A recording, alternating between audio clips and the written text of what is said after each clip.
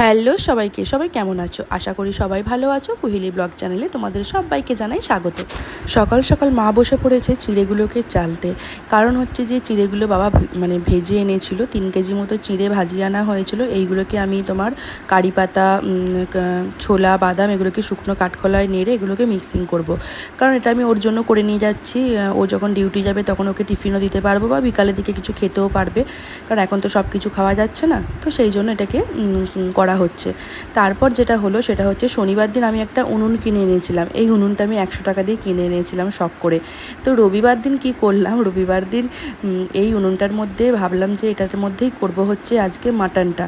তো সেই জন্য এখন প্রিপারেশন চলছে। উনুনটাকে এখন ঠিক জায়গায় বসিয়েও দিয়েছি। এখন মা এখন এটা ধরানোর জন্য প্রস্তুতি চলছে, ধরানোর চেষ্টা করছে। এখন দেখা যাক, কারণ হচ্ছে উনুনের রান্না তো এখন আর কারোর বাড়িতেই নেই বললেই চলে। সব বাড়িতেই তো মোটামুটি এখন তোমার গ্যাসেই রান্না হয়। তো এটা শখ করে কিনলাম, কারণ কিছু কিছু রান্না আছে সেগুলো তোমার কাঠের জালে রান্না করলে না খুব ভালো টেস্টি হয়। তো আমরা যেহেতু বাইরে থাকি, তো সেই জন্য তো কাঠের জালে সবসময় রান্না করাটা পসিবল হয় না। তো যেহেতু এখন বাপের বাড়িটা গ্রামে, তো সেই জন্য ভাবলাম যে একটা উনুন নিয়ে আসি, এখানেই মাঝে মাঝে এসে কাঠের জালে কিছু কিছু রেসিপি বানাবো, তো সেগুলো খাওয়া হবে।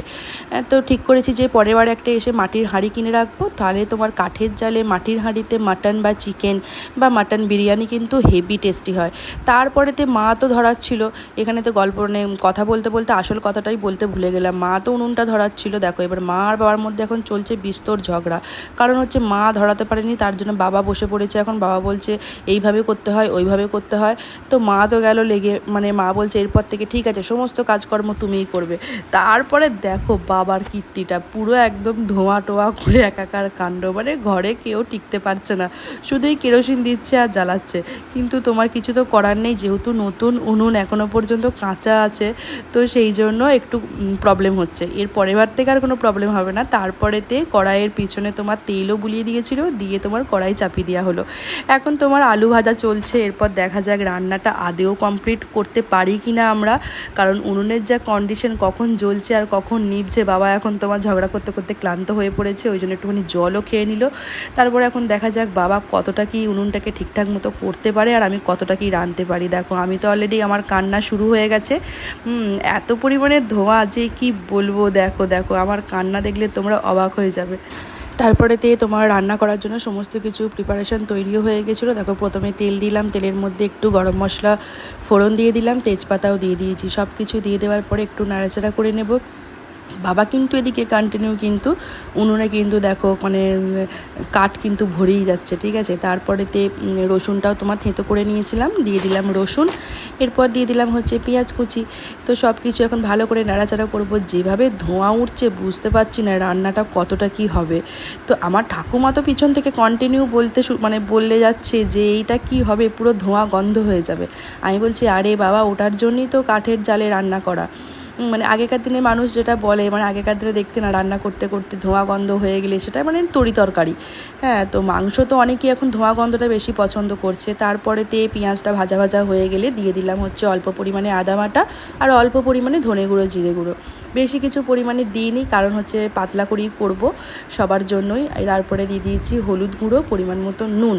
ভালো করে মশলাটাকে কষাতে থাকবো, কারণ যেহেতু এখন তেলের পরিমাণটা একদমই কম দেওয়া হচ্ছে, তো সেই জন্য তোমার মশলাটা কষাতেও একটু প্রবলেম হচ্ছে। তো একটুখানি জলও দিয়ে দিলাম, যেহেতু একসাথেই রান্নাটা হচ্ছে আমার বরের শুদ্ধ। তারপরেতে তোমার দিয়ে দিলাম হচ্ছে টমেটো কুচি। একদিকে আমি কাটছি আর একদিকে রাঁধছি, তোমরা অলরেডি দেখে বুঝতেই পারছো। একধারে তোমার এক হাতে আমি চোখের জল মুছছি, দেখো চোখের জল মুছছি, আর এক হাতে তোমার খুন্তি নাড়ছি। বিয়ের সময় তো আমার মনে হয় না, মনে পড়ে না যে বিয়েতে আমি শ্বশুরবাড়ি যাওয়ার সময় এত কান্নাকাটি করেছিলাম। আজকে আমি যে হারে কান্নাকাটি করেছি, তোমরা পুরো ভিডিওটা দেখলে বুঝতে পারবে আমার চোখ মুখ কী হারে ফুলেছে। তারপরে তো অল্প পরিমাণে একটুখানি চিনি দিয়ে দিলাম। কীরকম ধোঁয়া উঠছে দেখো, বাড়িতে যে যেখানে ছিল সবাই এখন পালিয়ে যাচ্ছে। এসেছিলো একটা দাদা বেড়াতে, সেও বললো চোর বাপরে বাড়ি যাই, তোদের ঘরের যা অবস্থা দেখো। কীরকম আমি কাঁদছি। তো শ্বশুরবাড়ি যেতেও এত কান্নাকাটি আমি করিনি। আজকে আমি যে পরিমাণে কান্নাকাটি করলাম, যদিও এইবারে অনেক দিন বাপের বাড়িতে ছিলাম, এবার তো আমি চলে যাব আজকে। রবিবার দিনটাই সকালবেলাতে, রবিবার দিন বিকালবেলাতেই ভেবেছি চলে যাব। তো ওই জন্য দেখো এখন কাঁদছি, বুঝতে পেরেছো তো, একসাথে আমার দুটো কাজই হয়ে যাচ্ছে, মানে বাড়ি চলে যাওয়ার জন্য কান্নাকাটিও হয়ে যাচ্ছে। হ্যাঁ, তো তারপরেতে যাই হোক মশলাটা কোনো রকমে কষানো হয়ে গেছে, এরপর দিয়ে দিলাম মাটন। তো আজকে রান্নাটা কেমন হবে আমি একদমই বুঝতে পারছি না, খুবই টেনশনের মধ্যে আছি জানো তো, কারণ ধোঁয়া প্রচণ্ড পরিমাণে উঠছে, যদি ধোঁয়া গন্ধ হয়ে যায় তাহলে তো পুরো চাপে পড়ে যাব। তো চেষ্টা করছি ভালো করে করার, আমার তো মনে হচ্ছে যেন ভালোই হবে। তারপর এখন দেখা যাক, ঠাকুরের কাছে প্রে করি। তো তোমরা দেখে কি বুঝতে পারছো কেমন হয়েছে? আমি তো কিছুই এখনও পর্যন্ত কিছু বুঝতেও পারছি না। তো মশলাটা এখন কষানো চলছে, চলুক চলুক, কষানো চলুক। ধোঁয়াও কিন্তু কন্টিনিউ উঠে যাচ্ছে। এরপর বাবা লেগে পড়েছে একটুখানি মানে হাওয়া খেতে, এত পরিমাণে গরমও করছে। যাক, আমার ঝোল কিন্তু কমপ্লিট, বিশ্বাস করো দারুণ খেতে হয়েছিল, জাস্ট ফাটাফাটি। চলো আজকের মতো এখানেই শেষ করলাম, ভালো থেকো, সুস্থ থেকো।